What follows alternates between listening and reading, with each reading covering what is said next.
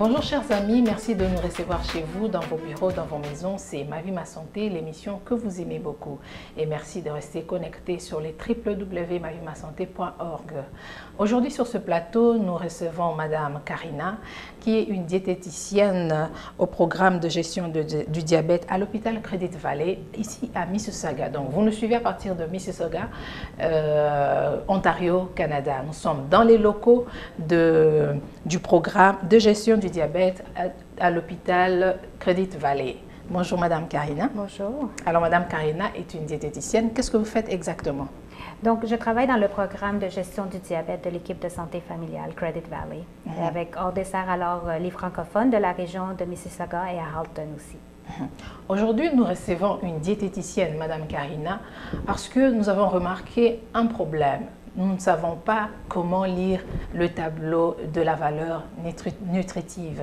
Et vous le savez bien, quand vous allez dans un supermarché, lorsque vous achetez un produit emballé, il y a toujours un tableau qui vous donne des éléments qu'il y a dedans, qu'est-ce qu'il y a, des ingrédients et tout. Mais nous ne savons pas comment le lire et à quoi ça sert. Alors heureusement, Madame Karina a accepté notre invitation. Alors notre première question, Madame Karina, quelle est l'importance de ce tableau? Donc, le tableau nous donne essentiellement des renseignements sur les nutriments qu'on retrouve dans différents aliments. Et on retrouve entre autres l'information sur les calories, les glucides, les protéines, les gras. Et donc, il nous donne également les quantités que cet aliment contient. Donc, c'est vraiment très important de lire ces tableaux pour que nous puissions un peu aussi acheter ce qui est sain pour notre santé, n'est-ce pas? Exactement. Donc, lire le tableau de la valeur nutritive nous aide à faire des bons choix alimentaires et nous aide même à comparer les produits les uns avec les autres afin de choisir des aliments qui sont meilleurs pour notre santé. Mais chaque fois, nous achetons, mais nous ne savons pas comment lire. Comment lire et qu'est-ce qu'il faut lire? Qu'est-ce qu'il y a là vraiment sur ce tableau? Okay. Expliquez-nous un peu. Oui, donc dans le tableau, qu'est-ce qu'on retrouve? C'est surtout la première chose qu'il faut regarder, c'est la quantité auquel cet aliment se réfère. C'est-à-dire, quand vous allez voir le tableau, vous allez voir souvent le titre, ça va être marqué valeur nutritive, puis juste en dessous, vous allez voir la quantité à laquelle il se réfère. Ça peut être par exemple des biscuits. Ils vont-tu parler de 2 biscuits ou ils vont-tu parler de 4 biscuits? C'est une tranche de pain ou de 2 tranches de pain? Alors ça, c'est la première chose à regarder. La deuxième étape, ça va être de regarder le nutriment qui vous intéresse. Par exemple, comme je travaille en diabète, on va souvent dire aux patients de regarder la quantité de glucides. Donc, les glucides, c'est un type de sucre qui, ça va influencer le taux de glycémie. Alors, on va payer plus attention à ça. Donc, pour moi qui suis profane, le glucide, c'est du sucre. C'est un type, en fait, c'est une famille de différents types de sucre. OK. Mais pour une personne qui doit vérifier de plus près sa quantité de glucides, alors on va regarder ça. Ou par exemple, quelqu'un qui va augmenter sa quantité de fibres, alors on va regarder les fibres. Ou quelqu'un qui veut réduire sa quantité de sodium, alors on va regarder la quantité de sodium. Quand vous dites sodium, c'est quoi exactement? C'est le sel. OK. Oui. Alors, c'est toutes ces choses-là. Il y a le gras, il y a certaines vitamines également, comme le calcium, qui est une très importante à regarder également. La troisième étape, ça va être de regarder plus le pourcentage du côté droit, donc du tableau de la valeur nutritive. Puis c'est souvent référé à un pourcentage. Puis ce pourcentage-là, ça va être selon une valeur moyenne de quelqu'un qui mange une alimentation de peut-être 2000 calories à peu près. Maintenant, si on revient à notre exemple de si on veut regarder à manger plus de fibres, alors on va dire aux gens de choisir des aliments qui contiennent plus de 15% de fibres. Si on veut diminuer notre sodium, ça va être 5% et moins de sodium ou de sel. OK. Oui. Mais généralement, si nous voyons les trans fats, tout ça, c'est quoi exactement? Donc, ça, c'est un bon point parce qu'en fait, on se réfère plus à les lipides, donc lipides égale gras. Puis, juste en dessous, c'est un petit peu comme de côté, juste en dessous de lipides, il y a les types de gras, comme le gras trans, les gras saturés, qui sont des types de gras qui sont en fait plus néfastes, surtout pour le cholestérol. Tous les deux gras? Oui, c'est pour ça qu'on finalement, on les mentionne presque toujours. Parce que c'est les deux types de gras qui vont malheureusement augmenter notre mauvais cholestérol. Alors ceux-là, quand on les regarde, il faut que ce soit 5% et moins. OK. OK. Et les cholestérols alors? Le cholestérol, c'en est un autre. Encore une fois, si on peut le réduire à 5 et moins, puis en général, on va regarder aussi comme à côté de cholestérol, la quantité en milligrammes. Souvent, ça ne nous dit pas grand-chose, à moins que vous connaissiez la quantité que vous devez manger par jour, mais c'est pour ça qu'on dit référez-vous plus au pourcentage. Et je vois, vous avez aussi un document là pour... Oui, alors ça, c'est un outil très, très bien présenté par Santé Canada que vous pouvez trouver en ligne.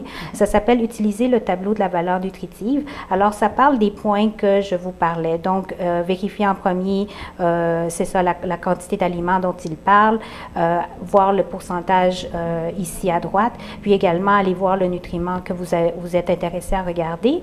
Puis, selon cette échelle-là, déterminer s'il y en a beaucoup ou très peu.